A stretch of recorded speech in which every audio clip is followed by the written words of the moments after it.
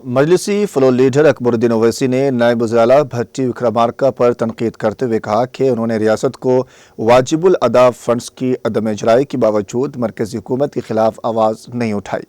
Assembly में budget मुबाहिस के दौरान खिताब करते हुए अकबरुद्दीन ओवैसी ने कहा कि बीजेपी अरकान असम्बली की जानिब से असम्बली में कांग्रेस को जमकर तनकीद का निशाना बनाया जा रहा है। इसके बावजूद नायब वज़ीर-ए-आला भट्टी विक्रमार्का मरकज़ के खिलाफ एक लफ्ज़ भी नहीं बोल रहे हैं।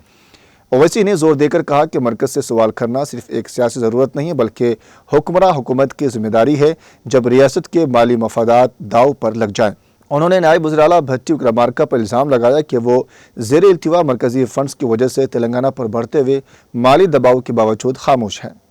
अब जैसे अभी हम देख रहे थे हमारे बीजेपी के साथी असेंबली के इतना ज़्यादा स्टेट गवर्नमेंट को क्रिटिसाइज कर रहे थे, बोल रहे थे, लेकिन जब हम भट्टी साहब की स्पीच को देखते हैं सर, तो उसमें एक लफ्ज भी उन्होंने गवर्नमेंट ऑफ इंडिया के नाइंसाफी, इनजस्टिस और जो हमारा तेलंगाना का हक है उसको जो नहीं दे रहे हैं उसके ऊपर कुछ भी नहीं बोले। सो I'll tell you, I'll give the details.